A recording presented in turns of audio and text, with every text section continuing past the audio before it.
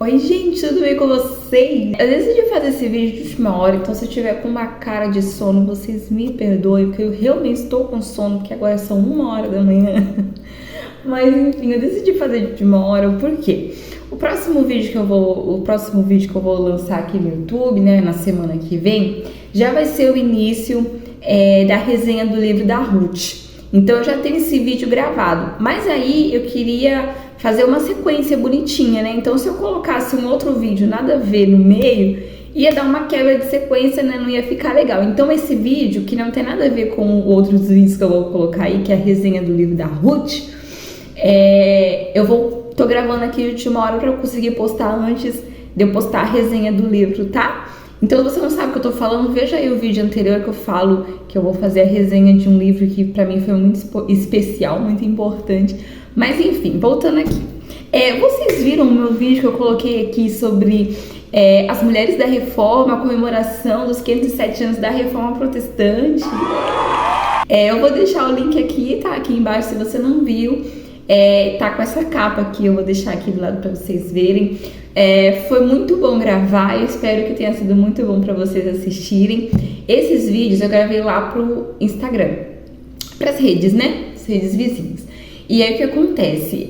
Como foram muitas informações e eu não queria cortar esse vídeo, porque o Instagram só me dá 1 minuto e meio pra falar, né? Então eu tinha que cortar pra conseguir caber no Instagram. No TikTok cabe mais, né? Mas, enfim, no Instagram eu não consigo ter muito tempo. Então eu fiquei com muita dor de desperdiçar os vídeos. Então eu editei eles. Cada vídeo ficou mais ou menos de 3 a 4 minutinhos. Eu os reuni, né, num vídeo só e postei aqui no YouTube. Então é um vídeo de 11 minutinhos contando a história de 3 personagens do livro que eu tirei da Ruth Salviano, que mais pra frente a gente vai fazer a resenha dele. E aí conta a história de mulheres que foram muito importantes na Reforma Protestante, porque a gente tem a história de homens, né? Muitos homens que foram importantes, líderes, pastores, enfim.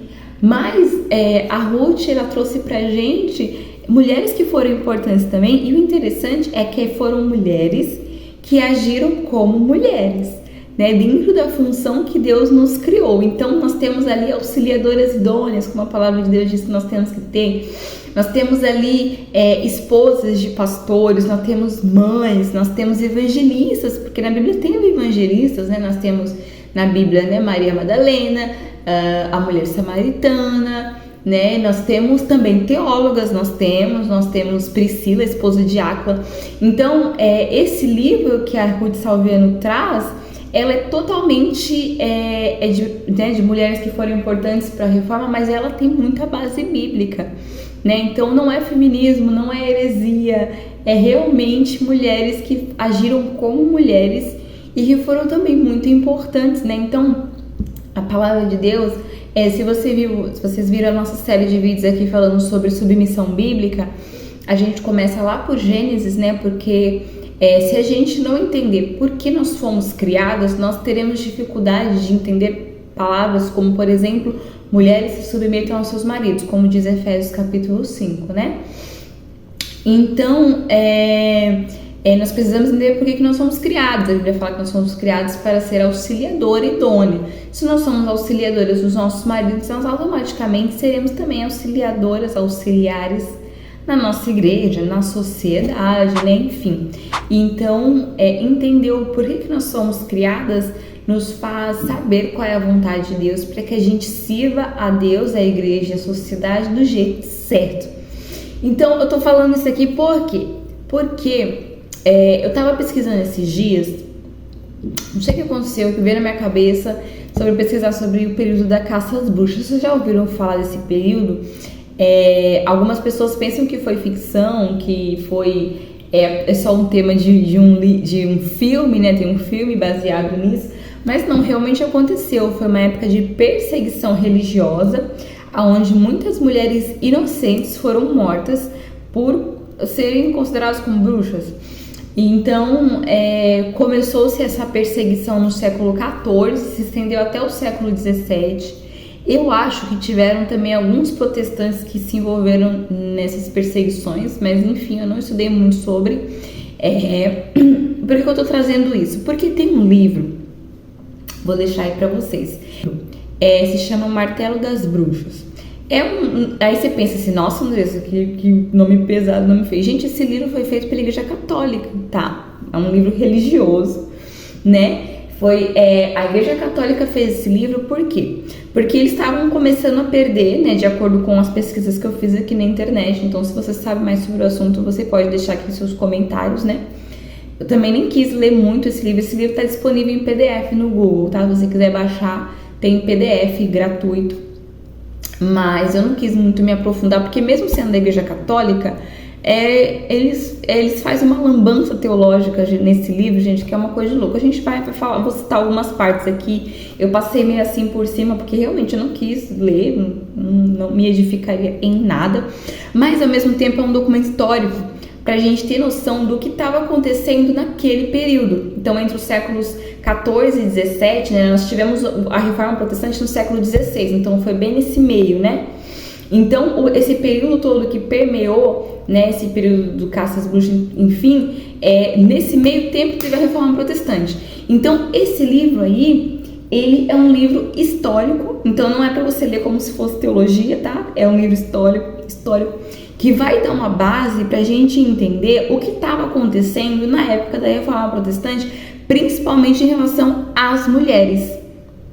Então, ao mesmo tempo que eu achei meio medonho, né, esse livro, eu achei muito interessante, porque o que Deus fez, o que Deus faz, Deus é maravilhoso, né, gente? Então a gente falou um pouco, né, no vídeo que eu falei para vocês sobre algumas mulheres que contribuíram para a época da Reforma, por ser esse vídeo bem no dia da Reforma mesmo, dia 31 de outubro, né? E a resenha do livro da Ruth Salviano eu vou postar a partir da próxima semana. A gente vai começar a falar de mulheres que foram muito importantes para o desenvolvimento da Reforma. Então a gente está falando de mulheres que foram usadas por Deus, levantadas por Deus, num momento tenebroso, no momento religioso, né, ali da Europa, macabro mesmo, né? A gente fala principalmente da Europa, por quê? Porque as Américas estavam começando a ser descobertas, então não se tinha nem muita gente aqui. A gente sabe que tinha uns índios, né? Mas era um povo selvagem que precisava ser evangelizado, enfim. Então nessa época a potência da humanidade ficava ali na Europa, na Ásia, né? Enfim. Então, por isso que aí você pode perguntar, por que eu preciso saber de Reforma Protestante? Foi lá na Europa, nem tem a ver comigo. Bom, tem tudo a ver com a gente, porque a Reforma Protestante foi feita ali no século XVI e 1517. No ano de 1500, o Brasil foi descoberto. Então, o Brasil ainda era um bebê quando a Reforma Protestante aconteceu. E aí, o que acontece? Quando teve ali o avivamento, né, ali em 1517... muitos dos países que foram vindo para cá, para as Américas, né, que foram povoando as Américas, né, colonizando e tal, eles foram também instaurando a sua religião. Então a gente tem ali os Estados Unidos, né, foi um pouco depois, né, que a gente aqui, né, Brasil foi descoberto. Ali já foram sim instaurados os puritanos, né, os ingleses, né, os crentes, né, que foram se convertendo ali, foram sendo impactados e foram migrando para os Estados Unidos. Nós aqui no Brasil fomos impactados pelos católicos. Então, quando a gente foi descoberto, né, os portugueses, né, achou aqui as terras brasileiras, eles eram altamente católicos. Então, eles já com medo de aqui virar protestante, eles já instauraram o catolicismo, né? Foi na época também que veio aí os jesuítas, né, e tal, evangelizar os índios, né? Na verdade, eles não evangelizaram, eles forçaram os índios a serem iguais a eles, né? Mais ou menos isso, uma moral, né? Porque moral não salva, né, gente? O que salva é Jesus Cristo. Então, já com medo de que o Brasil se tornasse protestante, eles fixaram as raízes aqui e já trouxeram padres e já trouxeram, né, os evangelistas, né, os monges, para poder já ir evangelizando territórios brasileiros para que aqui fosse católico.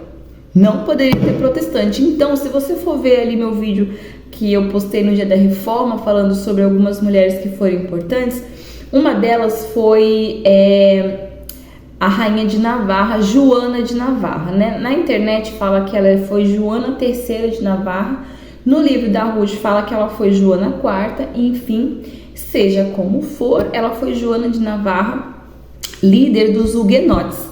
Então a gente pode comparar a história dela até mesmo com a história de Débora, né? A juíza Débora, que foi uma líder militar, que liderou ali de certa forma, né? Ela não foi líder diretamente, né, Débora, porque ela mandou chamar Baraque, né, o que a palavra de Deus diz. Assim como Joana, ela organizava ali as tropas para guerrear, mas ela tinha um general dela que ia para guerra. Obviamente ela não ia para guerra com espada, com nada disso.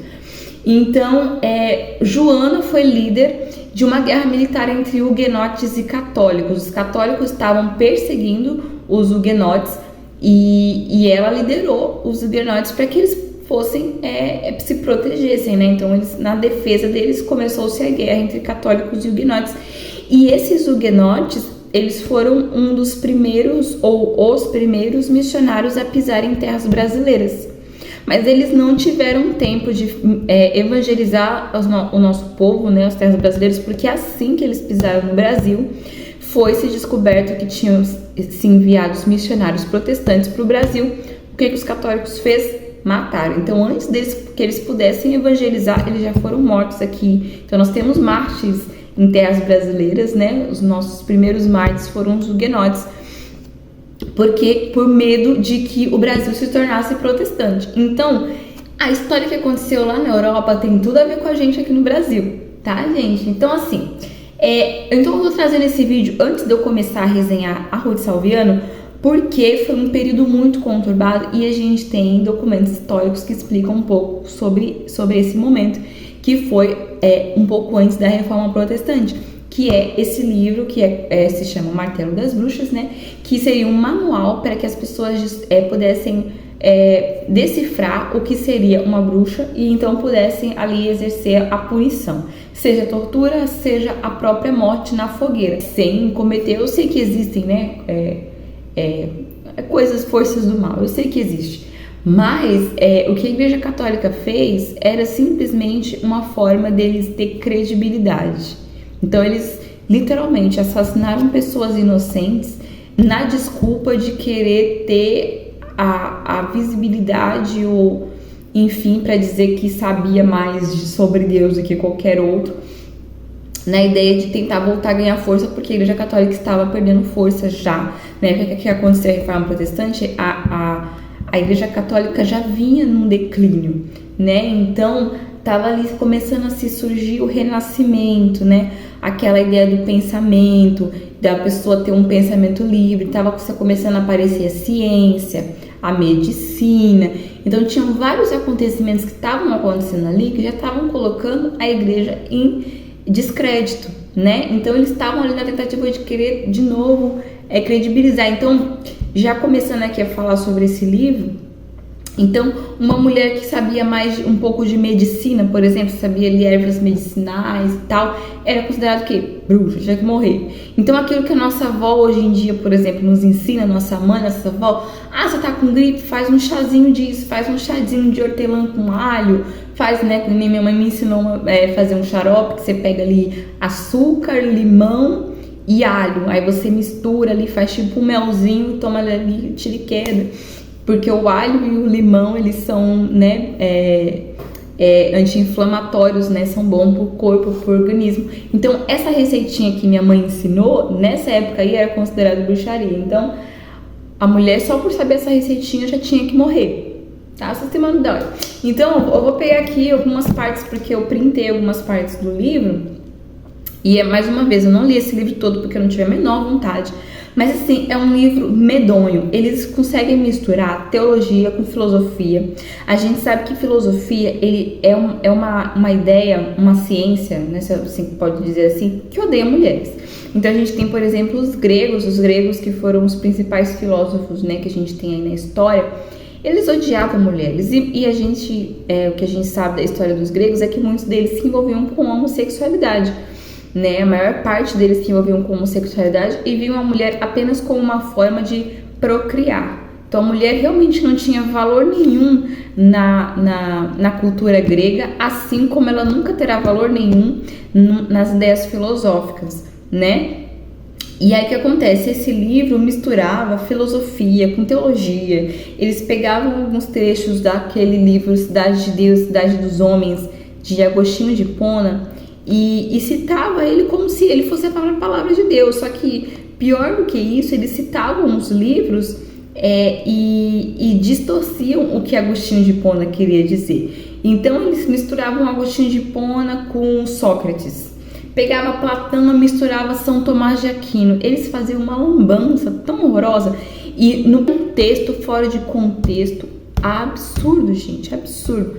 Então tem uma parte aqui do livro, ó, eu vou mostrar aqui pra vocês, não sei se vocês vão conseguir ver, que tá marcadinho aqui em vermelho. Diz assim, eu acho que eu vou printar, vou deixar aqui na tela pra vocês verem comigo. Diz assim, ó, consideremos também seu porte, postura e vestimenta, que é a vaidade das vaidades. Não há homem no mundo que se esforce tanto por comprazer ao bom Deus, como uma mulher comum estuda suas vaidades para comprazer os homens. Um exemplo disso se encontra na vida de Pelágia, uma mulher mundana que saíra para passear por Antioquia, ataviada e enfeitada nas formas mais extravagantes. Um santo padre chamado Nono viu-a e rompeu-se a chorar e disse a seus companheiros que nunca em sua vida havia usado tanta diligência para comprazer a Deus e agregar-se muito mais a ele, se resguardando em orações. Ele está dizendo aqui que uma mulher que se enfeita, uma mulher vaidosa, é uma mulher que é usada pelo inimigo, né? Bruxa. Tinha que morrer, por quê? Porque estava seduzindo os homens, que estavam seduzindo homens santos, como esse padre Nono aqui, que começou a chorar depois que olhou essa mulher bonita, porque ele sentiu desejo por essa mulher, enfim, a culpa era dela, a culpa era dele. É que nem Adão, né? Ó, Senhor, essa mulher que tu me destes aí, Senhor. Enfim, aqui não fala que ela estava vestida sensualmente, porque se ela tivesse vestida sensualmente, realmente ela estava pecando, né? Mas mesmo se ela tivesse vestida assim, ele teria que vigiar o coração dele, porque ele que seria culpado do pecado dele, né? A gente tem sempre que lembrar de José do Egito. Lembra de José do Egito? Que foi ali seduzido pela mulher de Potifar, né? A mulher de Potifar tentou seduzi-lo, mas ele fugiu, né? Como um homem sábio de Deus, não ficou ali conversando, batendo papo, não. Ele fugiu, saiu correndo, né? E é um exemplo pra gente seguir. Então, não é desculpa, né? Ele devia ter feito que nem José, que sai fugido. Mas, enfim, a culpa é dessa mulher aqui que está andando de forma extremamente vaidosa. Então, se ela estiver andando sensualmente, ela está pecando. Mas se ela estiver só com a vaidade feminina natural, isso é normal, porque a gente tem Esther. A gente tem Esther, esposa do rei Assuero, lá na Bíblia, que ficou 6 meses se enfeitando para se encontrar com o seu rei, né? Isso nos lembra também a alegoria da igreja. A igreja, ela está se preparando para se encontrar com o seu noivo naquele grande casamento. A palavra de Deus fala que como a noiva se atavia para o seu amado, acho que é Apocalipse está escrito. Então a igreja, né, a noiva de Cristo, está se ataviando, se preparando para aquele grande casamento. E nós mulheres aprendemos, de acordo com Efésios capítulo 5, que nós somos a imagem da igreja, nós somos a alegoria da igreja. Então se enfeitar, se ataviar de forma modesta, né, como a palavra de Deus ensina, não apenas está correto, como tem que ser, porque nós somos a alegoria da igreja. Então nós penteamos o nosso cabelo, não sei se meu cabelo tá bagunçado aí, gente, se não pode ficar bagunçado aí, ignora. Nós penteamos o nosso cabelo, nós usamos um pouquinho de maquiagem, nós passamos perfume, tomamos banho, isso é normal, até para homens, né, gente, tomar banho para todo mundo. Enfim, mas aqui tá falando o quê? Mulheres muito vaidosas, é bruxa, tem que morrer. Enfim, outra questão aqui, eles falam muito de Eva, né? Eva que foi enganada pela serpente, Eva que foi enganada pelo diabo, e as mulheres são filhas de Eva, porque elas estão mais perto do mal, enfim, eles distorcem um monte de coisa aqui.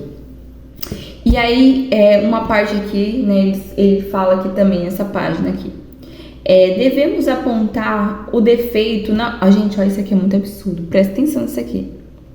Devemos apontar o defeito na formação da primeira mulher. Presta atenção, gente. Olha de onde eles tiraram isso.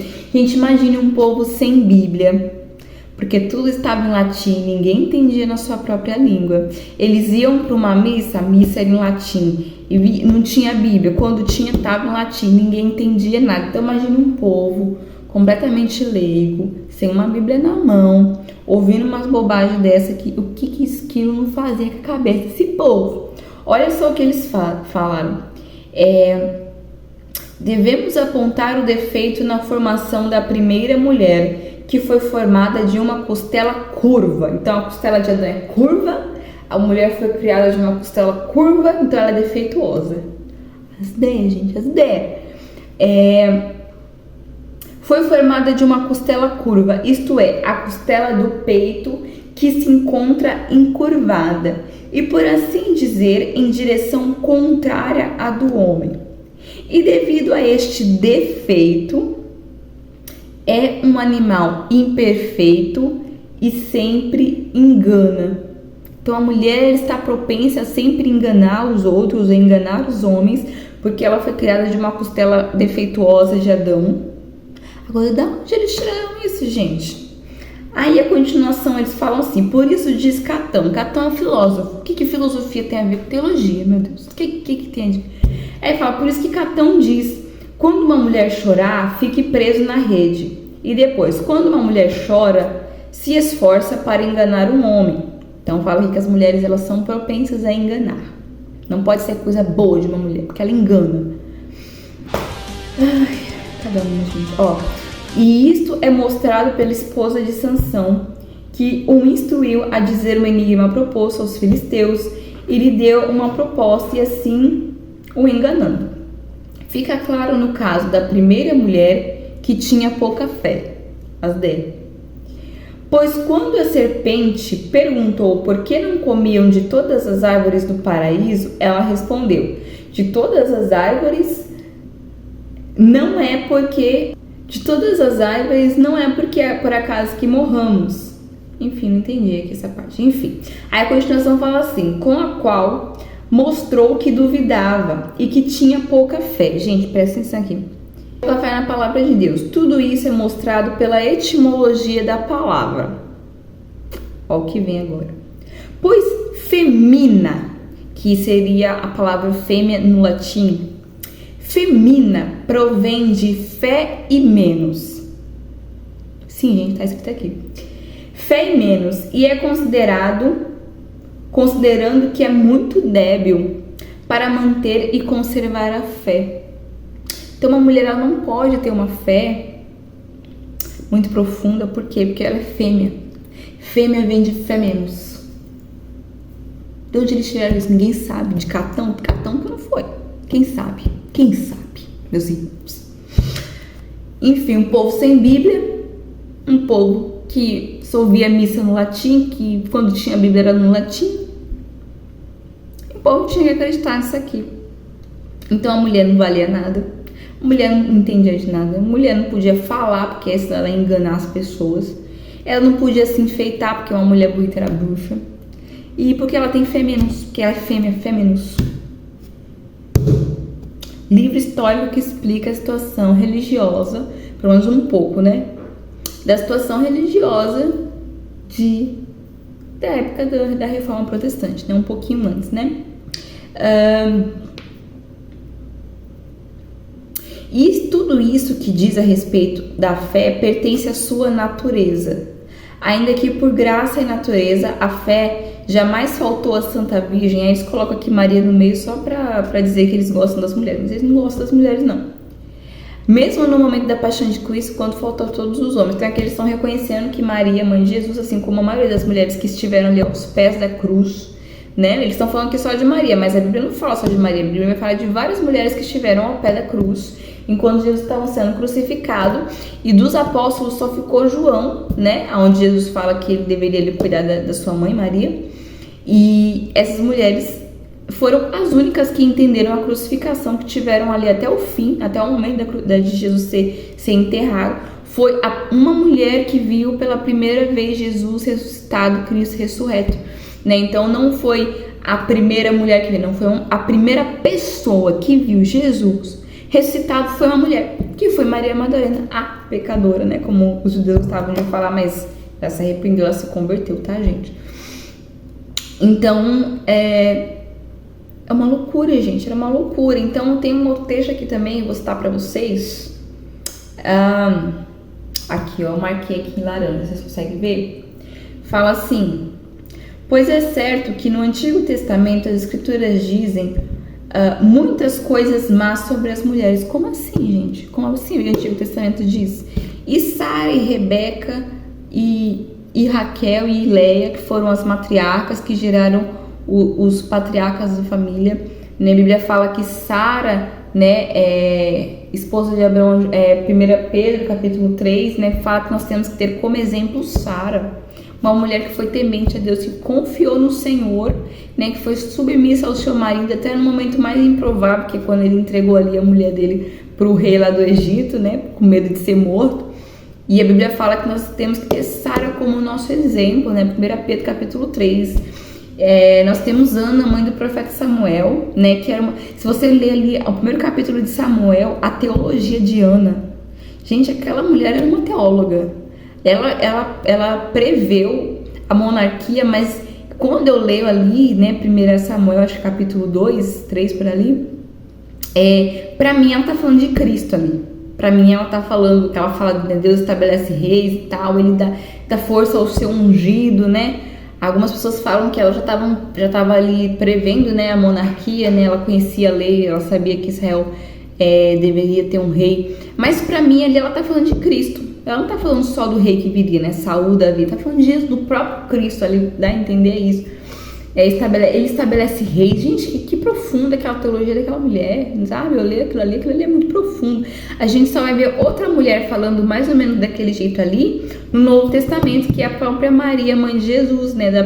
Dá-se a entender que Maria tinha um conhecimento muito profundo também das Sagradas Escrituras, né? O cântico ali de Maria, quando ela se encontra com Isabel, também é muito teológico, muito maravilhoso.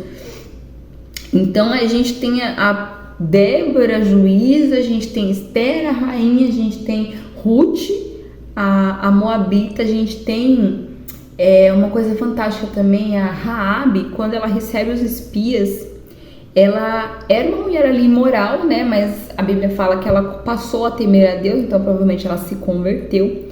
E ela dá uma declaração tão linda na Bíblia, ela fala assim, fala para os espias, né? Para os espias ter misericórdia dela, da família dela, né? Porque ela sabia que Deus ia entregar Jericó para Israel.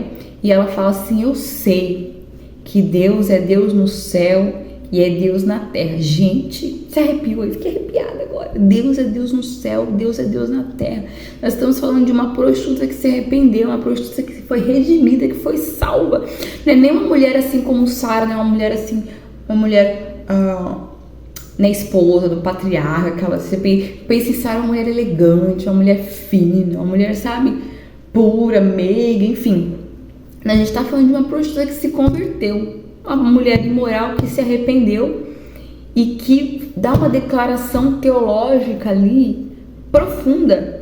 Deus é Deus no céu, Deus é Deus na terra. Ela tinha mais fé do que os próprios espias, porque a Bíblia fala que os primeiros grupos de espia, quando foi lá em Jericó, voltou desanimando o povo, falando que tinha gigantes na terra, que ia ser difícil, enfim, voltou desacreditando. E ela, que era moradora de Jericó, que morava em cima da muralha de Jericó, ou seja, ela sabia que aquela muralha ia ser difícil de ser derrubada, ela sabia também que Deus ia entregar Jericó para Israel. Olha só, gente, que profundo. Então, assim, nada a ver isso aqui, meu irmão, nada a ver, nada a ver. Aí eles falam aqui, enfim, eles falam que a Bíblia fala muitas coisas más sobre as mulheres, e isso devido à primeira tentadora, que foi Eva, e suas imitadoras. Gente, uma coisa interessante também é que eles estão falando muito de Eva aqui, que Eva foi enganada e tal. O apóstolo Paulo fala também, né? Quando ele trata do pecado. A gente falou várias vezes aqui também na nossa série de Timóteo. Se você não viu, veja lá, foram nossos primeiros vídeos aqui no canal falando sobre 1 Timóteo, e Paulo fala de Adão e Eva, traz a queda de volta. Mas dá-se a entender que Adão e Eva se converteram, eles se arrependeram, porque Deus promete que da mulher viria aquele que esmagaria a cabeça da serpente, ou seja, a promessa do Messias.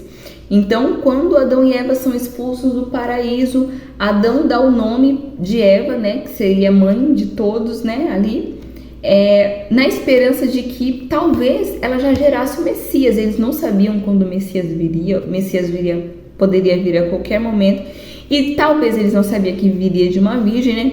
E talvez, quem sabe, Eva já gerasse ali o Messias. Então eles estavam já na expectativa do Messias que viria, né?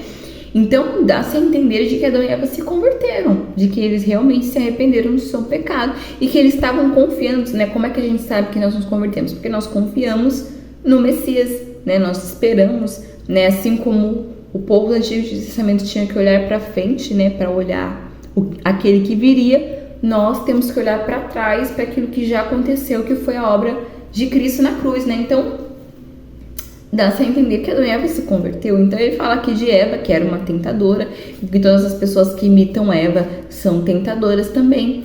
E fala, porém, depois, no Novo Testamento, encontramos uma troca de nome, como Evato, como diz São Jerônimo. E todo o pecado de Eva é eliminado pela bênção de Maria. Então, Maria veio redimir as Evas, né? Portanto, os evangelistas sempre deveriam louvá-la tanto quanto seja possível. Ou seja, a única mulher aqui para eles que presta é Maria. Então, todas as mulheres que veio antes de Maria, ou que viram depois de Maria, coitado. Até porque eles não poderiam desacreditar da própria religião deles, que engrandeciam Maria como a quarta pessoa da Trindade, né? Então, vocês estão falando mal das mulheres, Maria uma hora ou outra entrar nesse balaio de gado aqui também, né? Mas aí eles tinham que defender a sua fé, né? Que falava que Maria era a intercessora lá com Jesus, enfim. Então, todas as mulheres são más, menos Maria, né? Porque senão seria heresia, né? Seria heresia. Enfim. Enfim, gente, é uma coisa assim absurda. E aí é só pra vocês terem uma noção mais ou menos do que estava acontecendo naquela época, né? Então a gente tem aqui um documento histórico. Eu não me tive ao trabalho de ler ele todo, não vou querer ler esse livro todo, porque eu acho uma aberração, não vai me edificar em nada na minha vida. Mas fica aqui pra gente ter uma ideia mais ou menos de como estava a situação espiritual, religiosa na época, né, da era medieval ali, entre os séculos 14 e 17. Muitas mulheres foram mortas de forma inocente. Então a mulher era bonita? Bruxa. A mulher tinha uma cicatriz, né? Eles falam, nesse livro falam, né, se tiver alguma deformidade, porque Deus não faz nada errado, né? Então, se tiver ali uma cicatriz, uma verruga, um dedo a menos, bruxa também. Se você sabe ervas medicinais, se você sabe tratar doenças com ervas, com chás, bruxa também. Enfim, gente. Enfim, coisas absurdas mesmo. Então, nessa situação, nesse contexto, nós temos na Reforma Protestante rainhas, evangelistas, instrumentistas, mulheres que tocavam instrumentos. Nós temos Catarina de Parque, que era violista. Eu fiquei mó feliz, eu falei, gente, ela tocava violão que nem eu. Não sei como é que era o violão da era medieval, mas ela tocava violão que nem eu. Tá com violão, tá, gente? Tá com violão, né? No louvor da igreja. E aí, nós temos musicistas, nós temos poetisas, nós temos escritoras de livros, nós temos muitas pessoas, isso com respaldo bíblico, tá, gente? Com base bíblica. Elas não estavam cometendo heresias, todas elas eram muito submissas aos maridos, aos líderes. Muitas delas acolheram, né, rainhas principalmente, acolheram os pastores no seu reino, né, estabelecendo o protestantismo no seu reino. E mesmo elas sendo rainhas, elas aceitavam ser pastoreadas, elas se submetiam à autoridade dos seus pastores, dos seus líderes. Então, assim, gente, tudo isso com base bíblica. Então, esse vídeo aqui é só para você ter uma noção da situação que estava ali, a era medieval, né, para o início da era moderna. E da obra maravilhosa que Deus fez na Reforma Protestante, né, onde ele traz um peso de igualdade entre homens e mulheres, não de igualitarismo, né, que a gente faça a mesma coisa, de funções iguais, não, Deus não nos criou para fazer as mesmas coisas.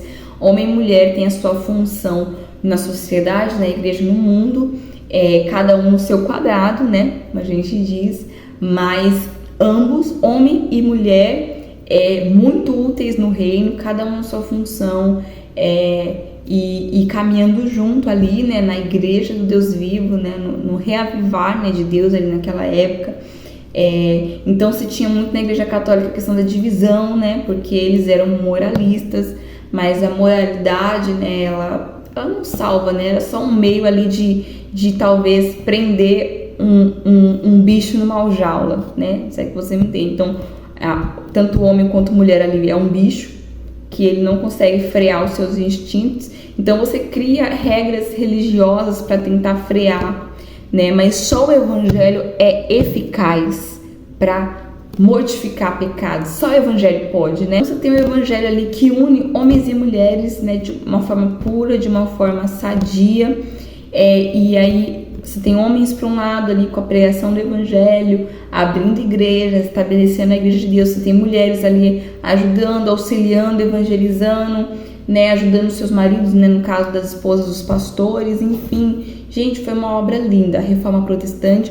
Então no próximo vídeo nós iremos vou trazer aqui uma introdução e a partir dali a gente vai resenhar o livro da Ruth Salviano, que foi uma delícia ler.